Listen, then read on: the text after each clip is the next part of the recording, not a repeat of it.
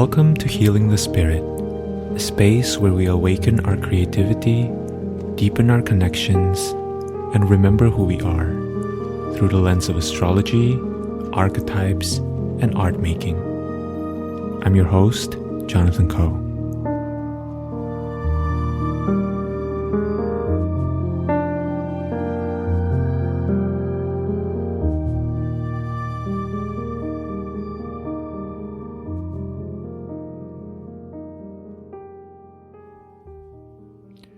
Hello everyone, welcome to Healing the Spirit and welcome to this week's episode.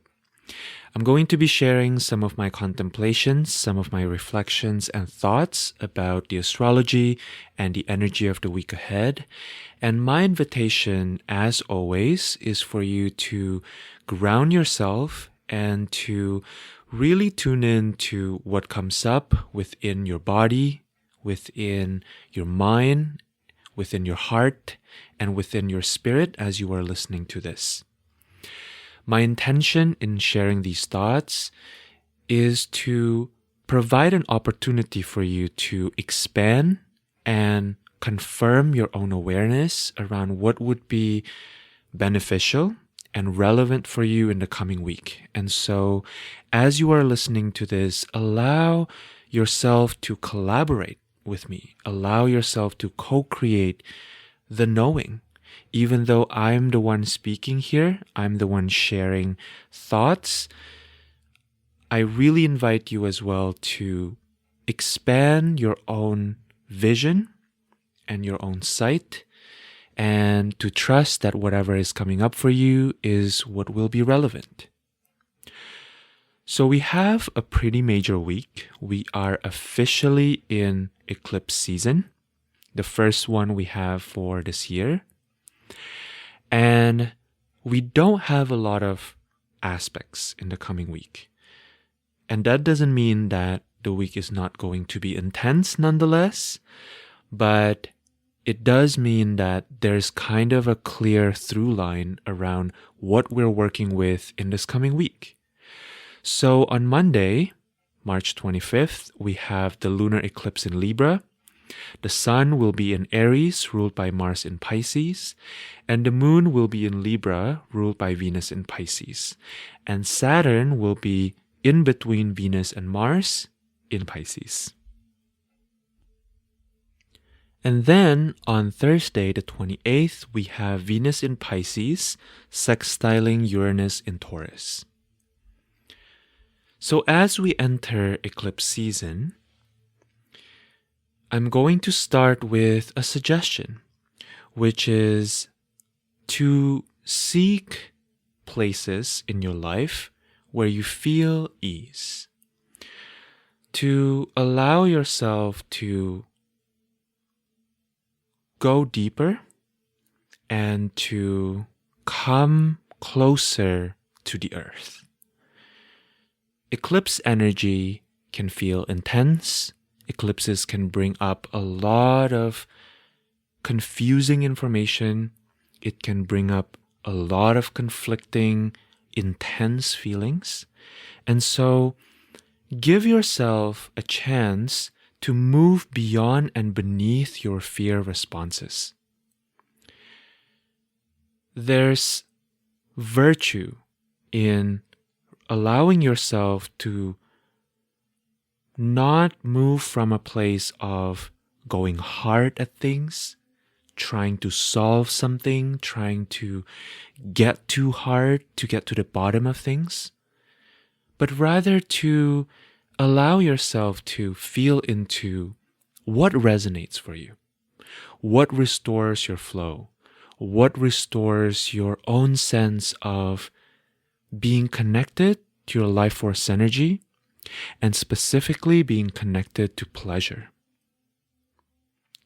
There's a difference between avoiding because we are trying to not see something or trying to run away from something, and allowing ourselves to relax in the inherent flow that is always accessible and available to us in each moment.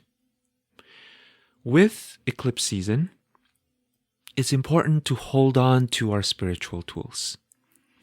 Chances are, if you are listening to this, you have been on a spiritual journey for some time, and so you have your tools. Your body knows what it feels like to be regulated. Your spirit knows what it feels like to fully be in your body. And your soul knows when you are walking the right path. You know who you are. You know your true nature. You know your humanity. In the past 20, 30 years, as a collective, as a society, we have made a lot of technological advances, and we have truly expanded what it means to be human and what it means to be connected to one another. My suggestion for this coming eclipse season is for you to trust in your own analog nature. You may want to give yourself a lot more spaciousness in your calendar. You may want to give yourself some time away from the screens, some time away from social media, and perhaps give yourself a chance to catch up with an old friend, or snuggle on your sofa with a cozy, relaxing book, or spend more time with your loved ones, the humans, the non-humans, be that the plant allies that you have around your vicinity, or maybe your pets. Eclipses are always quite generally dramatic times. Generally, eclipses coincide with the surfacing of materials that we can no longer refuse to see. One way that I like to think about the eclipses is that they bring a critical mass of awareness and consciousness into our field. There may have been issues or relationships, projects, social or professional contracts that deep down we know are not ideal for us. But in the past, perhaps we were still able to convince ourselves somehow that we can make it work. In my experience, usually these are the times when we make decisions and when we move within our reality from a space of the mental brain. Our mental faculties are incredible. They are what got us to this point. They are the reason why we even have these incredible technological, social advances, right? And at the same time, our mental faculties can be quite limiting because our mental faculties are always trying to figure out how to create a future based on our past experiences. One way to think about the brain is that the brain is essentially a predictive model.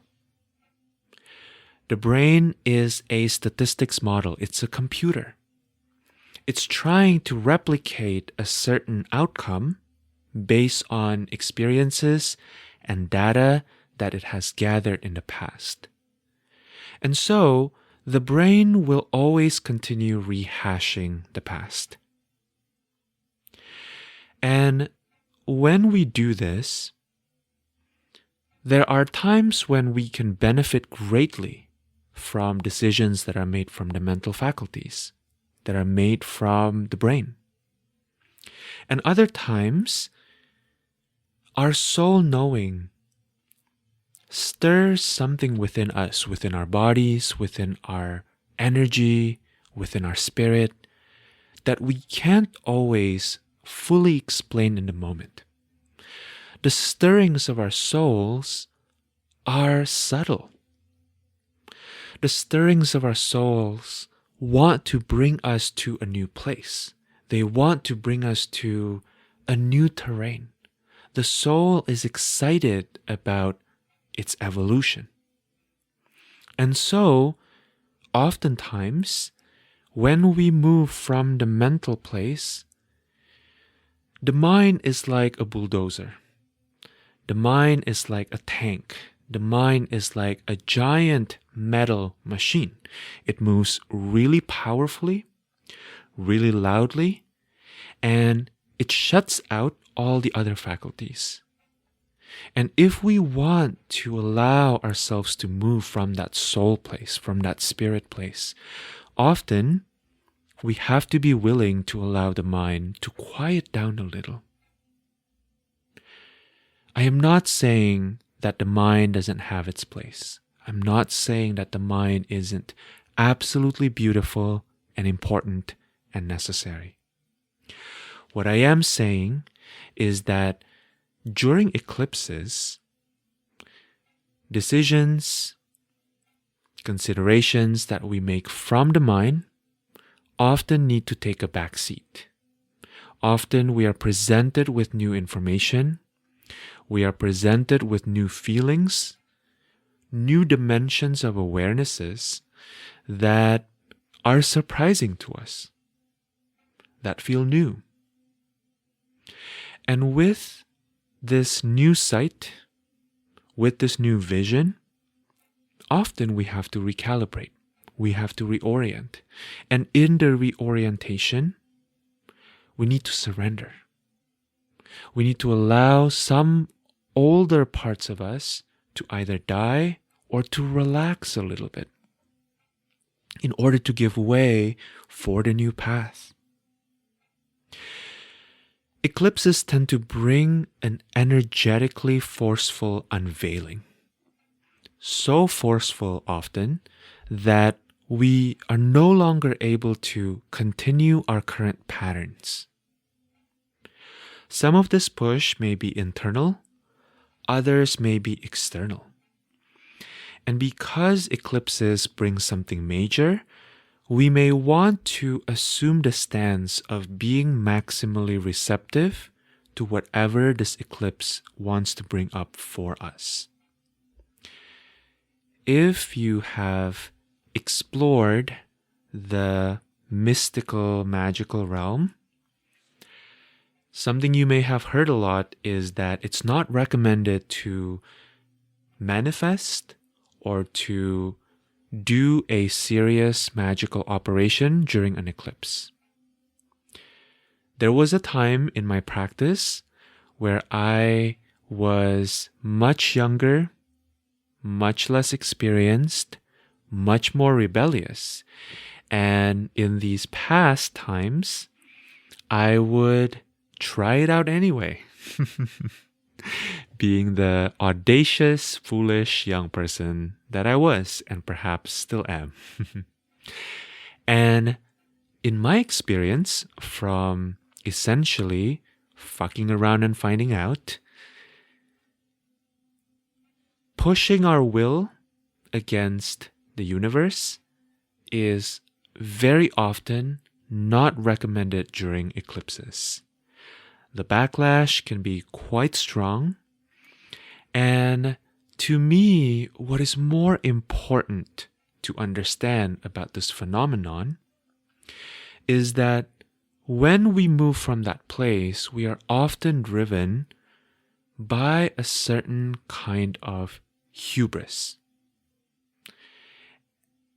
And hubris sounds a little vindictive or a little bit blaming, perhaps, but I don't really mean it that way. What I mean by hubris is a certain forgetfulness that we as humans are part of the greater web of reality. And when we remember that we are part of this greater web of reality, we know that we're not always going to be the one driving the car.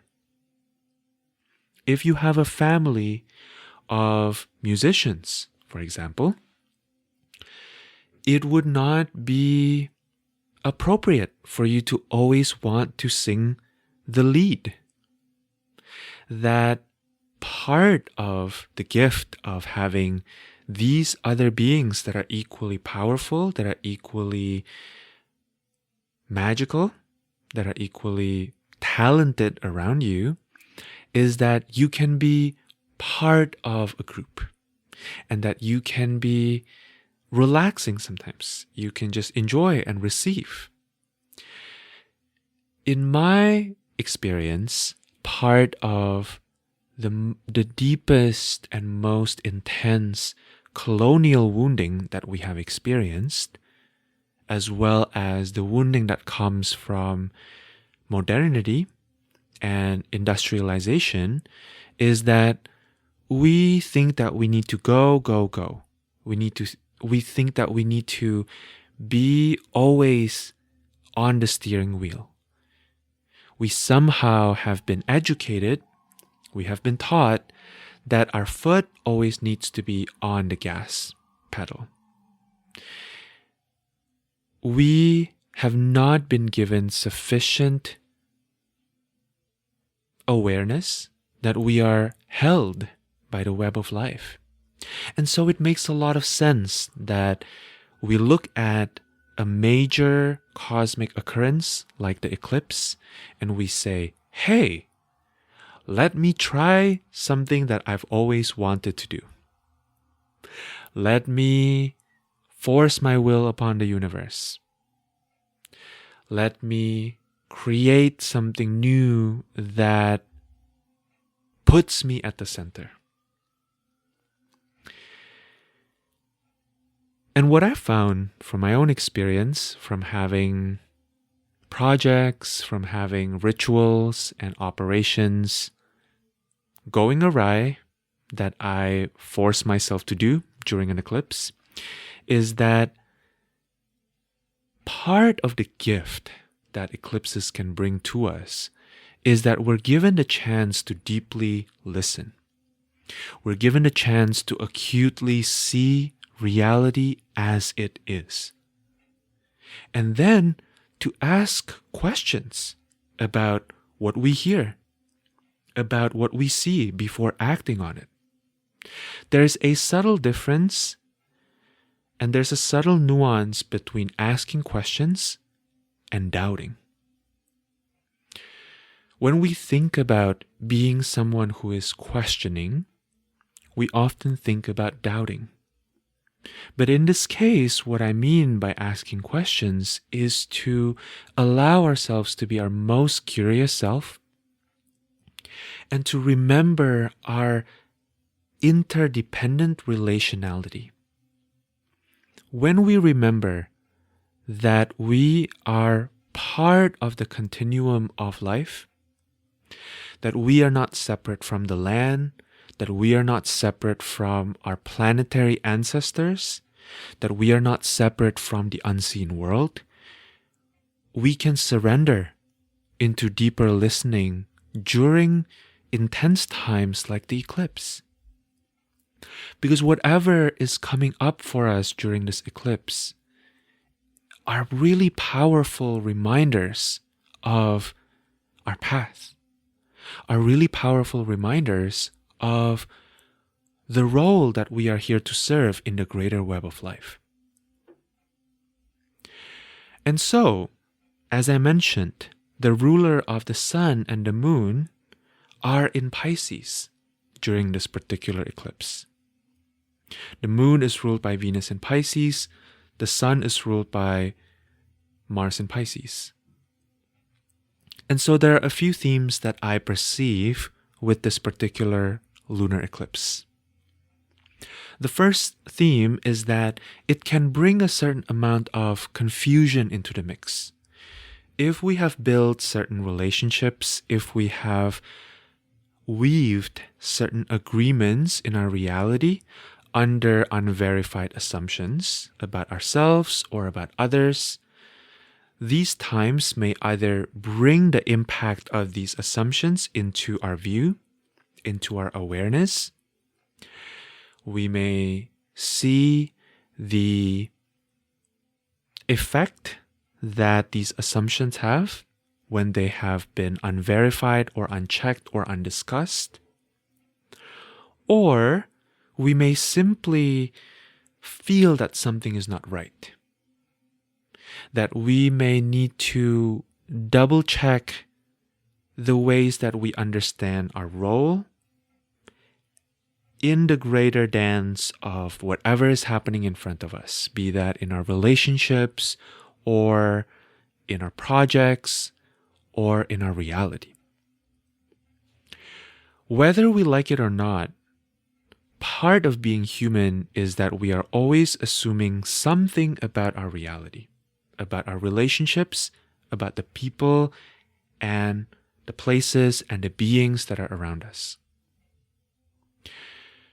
We cannot verify everything before moving on, before taking action, or it will be way too much. For example, if I want to prepare lunch, yes, I can have a conversation with my partner about, hey, are you ready for lunch?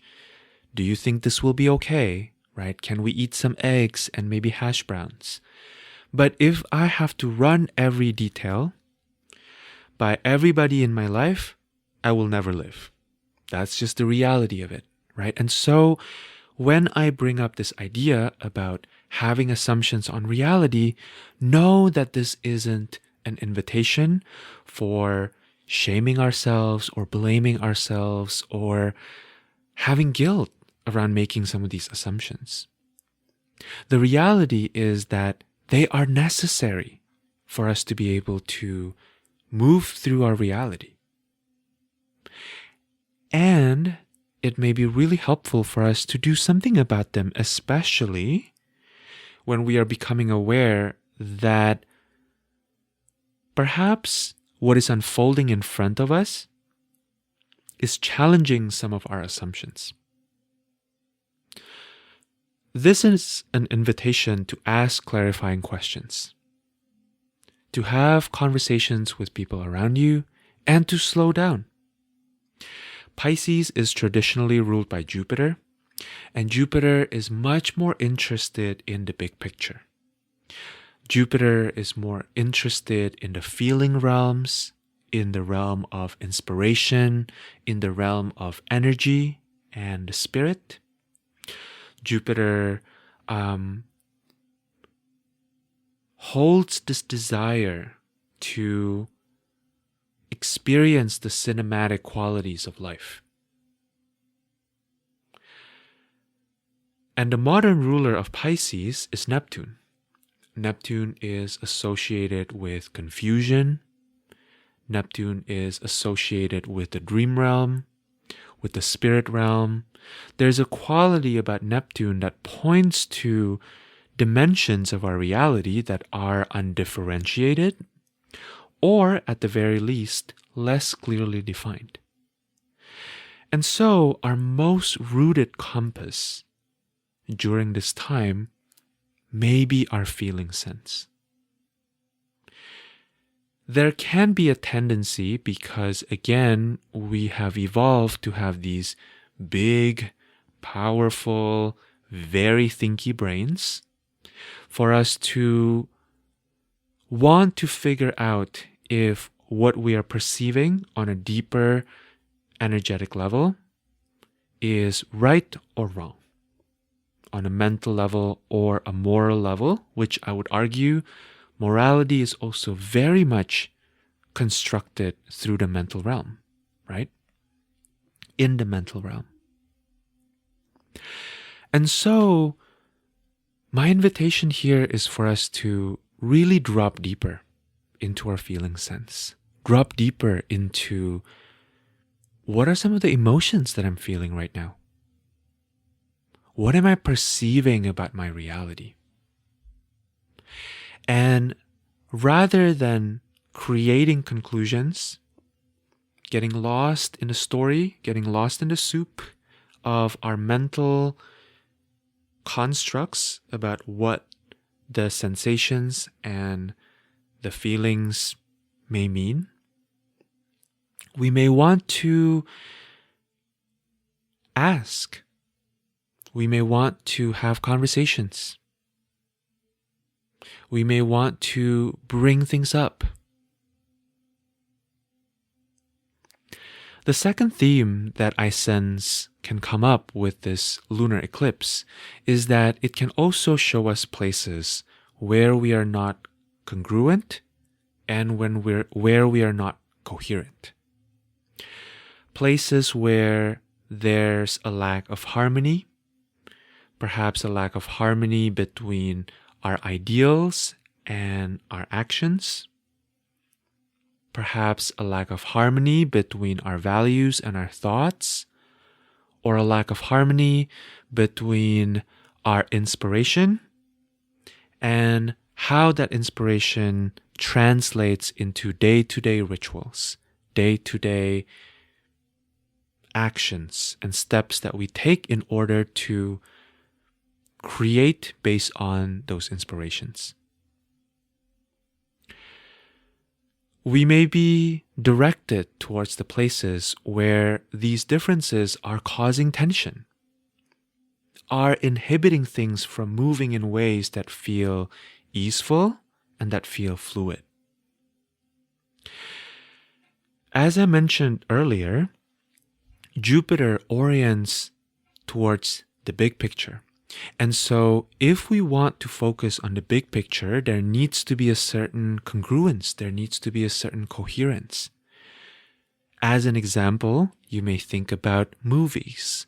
When movies are congruent between what's happening visually and what's happening maybe musically, then the audience can just get lost, right? The audience can just really live in the reality of the plot that is being offered in front of them.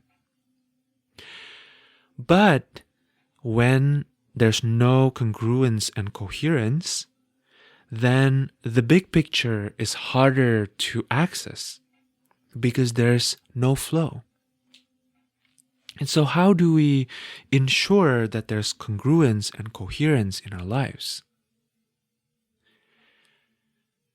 Something I'm thinking about is the relationship between congruence and coherence on the one hand and presence. That congruence and coherence can only happen when we are present in our reality. And so this ties back to what I was sharing earlier about our beautifully expanded and stretched out definition of what it means to be human. Something that I have been struck by and have been a point of contemplation for me within the past few years is the reality that we are analog beings living in a digital era. With the advent of artificial intelligence, with the device that's always in our hands, it's easy for us to continue stretching our capabilities thin and our attention thin. But the reality is, if you have ever decided to leave your phone at home and then have dinner with a friend or a partner, you may find that this corroborates with your experience, which is that quality of presence is very rare. And it actually really impacts your ability to perceive and to experience time and dimension. Have you ever experienced a moment, perhaps within a conversation, where you come to a natural resting point, where you're not really so driven anymore by all the mental stories, and so you're able to sit there across from this other person in relative silence and then just see them, truly see them and witness them for the being that they are in this present moment? Or have you perhaps looked into the eyes of one of your parents or caretakers and see the passage of time that is reflected in their embodiment, in their eyes. These moments to me bring us back to the reality that as far as we have stretched our consciousness and our attention as modern people, we truly are limited at the same time. We are both expansive, unlimited beings and very limited beings. And part of cultivating presence in my own life has been allowing myself to reduce my periphery of awareness. We are so used to being unconscious and unfocused in the ways that we live our lives. Full presence and full embodiment is very rare in 2024. We are always, as people who are living through late-stage capitalism, we have been taught that we need to orient towards more efficiency, doing more things faster, better. We have learned to delegate some of our tasks that we consider useless or menial to machines. And I'm not saying there's anything wrong with that. It's beautiful that we have gotten to that point. And also at the same time, are we able to truly stretch our attention that thinly? Are we able to be in so many different places at once?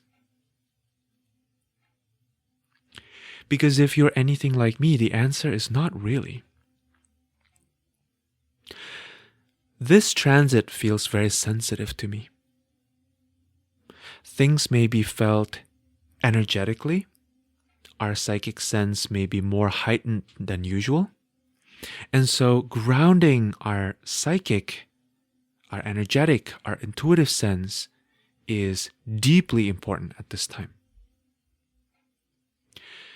Something that I have found to be a paradox in my own practice is that when I start to become deeply aware of the reality that I'm someone who sees a lot, who perceives a lot, I thought that bringing my sight, my visions, my awarenesses on an energetic level into reality through my words, through perhaps writing them down or talking about them with a friend, I thought that doing so would make it even more overwhelming. But I have found that this is untrue. The reality is that part of cultivating grounded sight is to reduce our peripheral awareness. And one of the most powerful ways to reduce our peripheral awareness is to clearly state what it is that we see in our reality right now. And so, if you have an artistic practice, this may be something that's familiar to you. Let me give an example.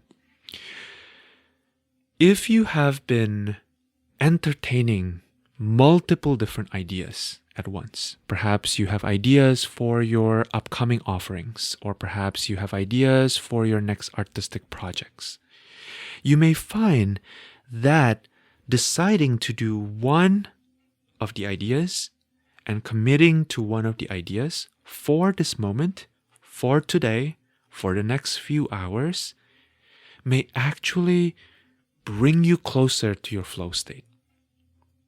That rather than feeling restricted or feeling blocked, actually limiting your distractions, limiting your periphery brings you deeper into satisfaction, deeper into a sense of peace, deeper into a sense of flow. And so this may sound like something that everybody else is saying, but I don't think it can be said enough. Moments like this eclipse are teachers. They're teachers for us to come back to our body, to come back to our current reality, to come back to the present moment, to notice parts of us that are floating around in the ether, to notice parts of us that are left in social media land, that are left with our technology, that are checking in on families and friends and acquaintances, just making sure everybody's okay. So the invitation is to bring back our energy into our current reality. And you can do this right now. I invite you, wherever you are, whatever you may be doing, to take a breath and to notice what it feels like to invite in your breath through your nose, into your lungs, perhaps even further down so that your belly also expands. How does it feel like to allow full presence in your body in this moment? And notice the parts of you that are checking in on other people, that are checking in on your devices, on your email. What happens if for the next 4 seconds, you allow yourself to really come back?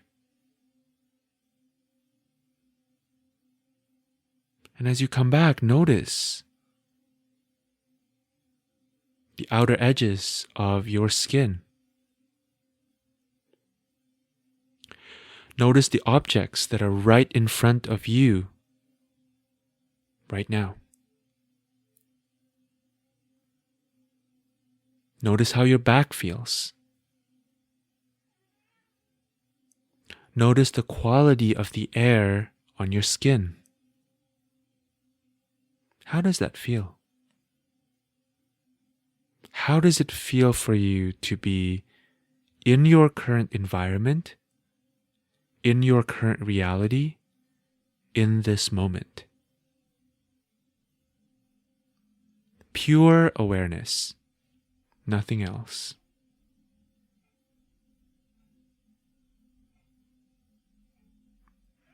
To me, consistently engaging in this practice, especially during particularly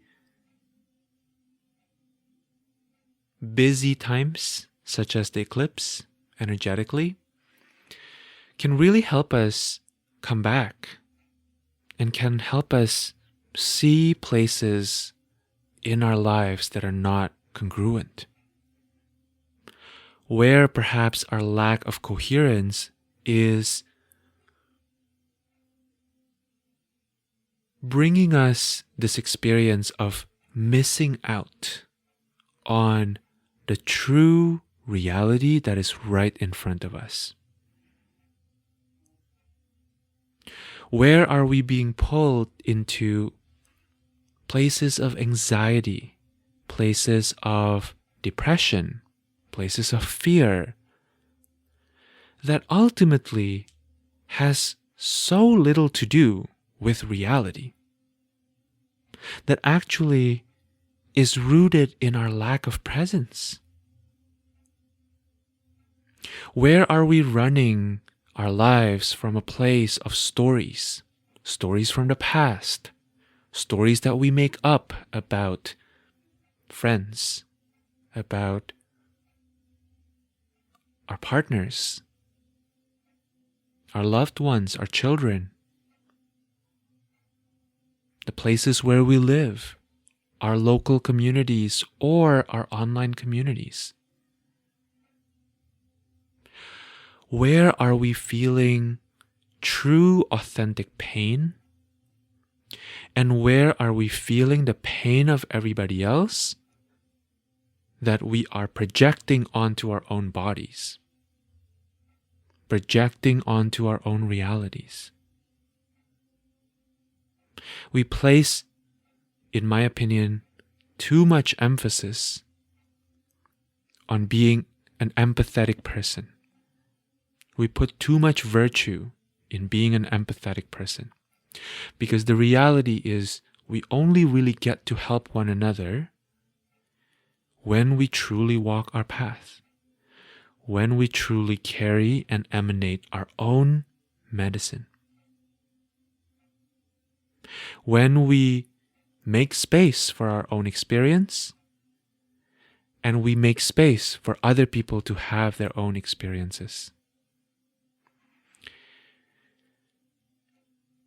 And there may not be a time where it's more important to practice this than during eclipse season.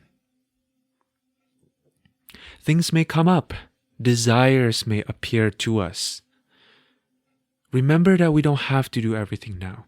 Not everything has to be solved during an eclipse. Not everything that comes up during an eclipse has to be solved within that eclipse. This is not a test. The universe is not here to test you, my loves. It is not. You are here to live. You are here because you are the universe. The universe is you.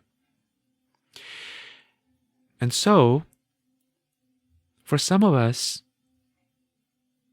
what if we allow ourselves to simply receive this information? Pisces is mutable water.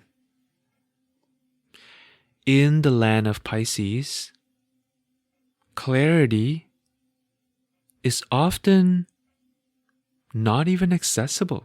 It's not even relevant.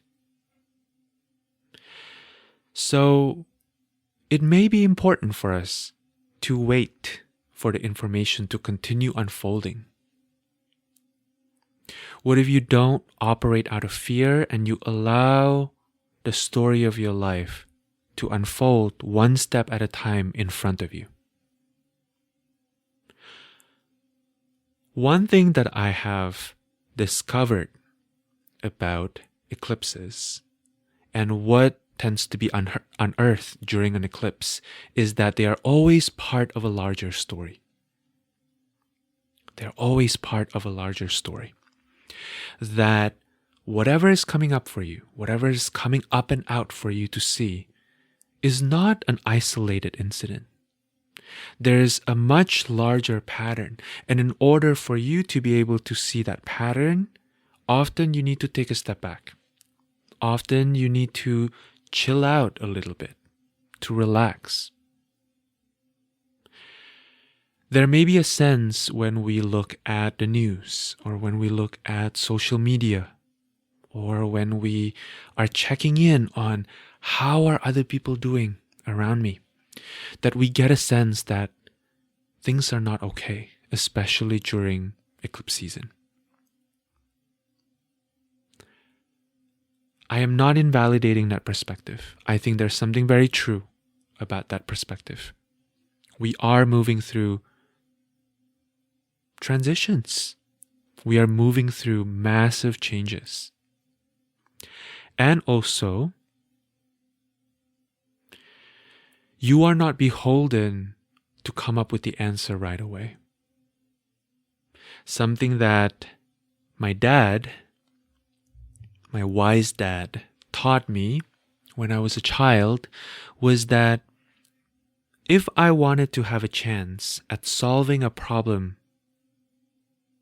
within a math exam, I need to take the time to truly understand the problem.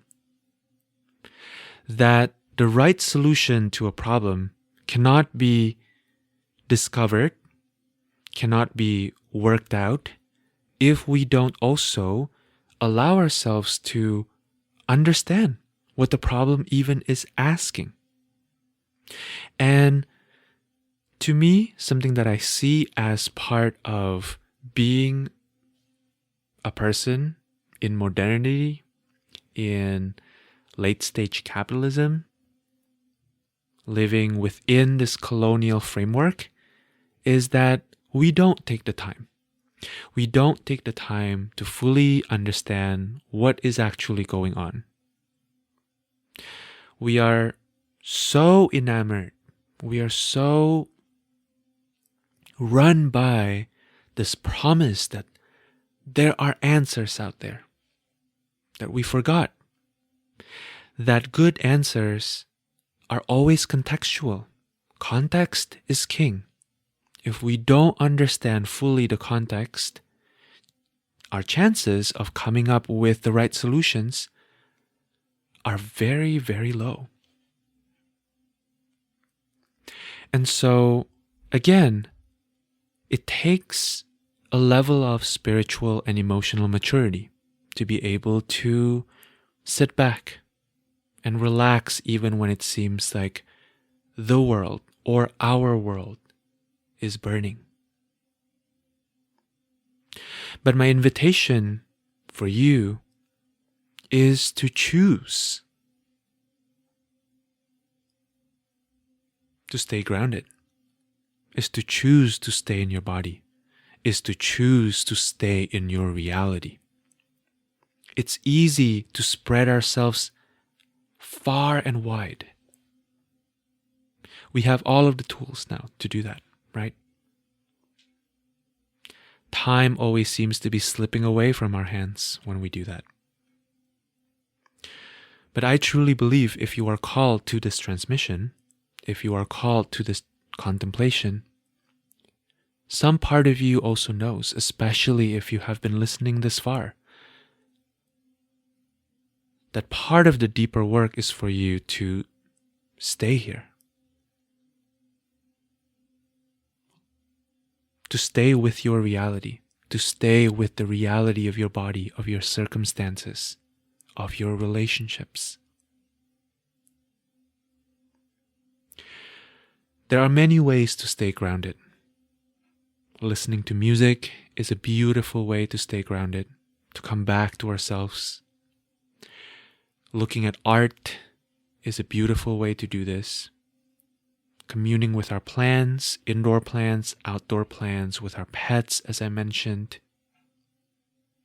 Reducing our screen time, reducing time that we spend on social media or making up stories about what this person means on social media or that person means. There's also something here about the North Node being in Aries, right? Aries is hot-headed. Aries wants action. Aries wants to finish first. And sure, that can be really gratifying. And also when we think about how both the sun and the moon here, right? And both the north and the south nodes are ruled by Venus and Mars in Pisces. There's a different energy here. There's something about allowing things to flow, not making quick judgments, letting things pass through us. That may be really helpful. For some reason, the last thing I want to share here is that very Piscean times sometimes also call upon us to be looking at the sign opposite from Pisces, which is Virgo. This is something that I hear a lot of modern astrologers talk about the polarity point. And so this is something that you might want to experiment with during this eclipse season. That perhaps when you're feeling overwhelmed, when you're feeling like things are moving too fast or everything is so much, create a to-do list. What would happen if you make yourself be disciplined and to only add 3 things to your to-do list every day? And to allow the rest of the time to be free time, if that's something that's possible for you and accessible. Staying rooted in our routine, in the tasks that we have at hand, creating time containers to keep us on track may be really powerful for this particular eclipse season, especially as we are ramping up towards the next solar eclipse on April 8th. And finally, keeping our spiritual practices close to us. If you have a prayer practice, if you speak to certain deities, if you have an Akashic practice maybe, if you have a tarot practice, orient towards your practice. Use your practice to help you get grounded. Something that can be challenging about having a spiritual practice is that as much as we can use our spiritual practices to keep us grounded, to help us find internal clarity, we can also use our spiritual tools to make ourselves feel even less grounded, even less rooted, right? And so be discerning. Notice where you're at. Notice how you are in this moment. And move from that place. Ask yourself what you need and give it to yourself. That to me is one of the most spiritual practices there can ever be. If you need a walk, go for a walk. If you need to lie on the floor, even just having that awareness of, oh, I need to lie on the floor, I need a nap, I need a break between this meeting and that meeting, so I'm going to stop this meeting a little early. That is a spiritual practice. All right, my friends, thank you so much for showing up. Thank you for listening. I hope that this has been helpful for you. I hope this is nourishing. I hope this is grounding for you. Eclipse seasons are always such powerful portals, and no doubt that at the other end of the eclipse season, we will be slightly different people. We will be changed. And so I'm hoping that you stay connected to yourself and to your needs, and to ask for support from those around you, from your environment when support is needed. And if any of you would like to book a session with me, if either an astrology reading or a divination session or a subtle realm alchemy session feels helpful, I would love to be of service, and I would love to co-create that space with you and to facilitate a deeper recommitment and deeper regrounding into where you currently are in your path. All right, I am sending you all so much love. Thank you so much, and I will see you soon. Take care.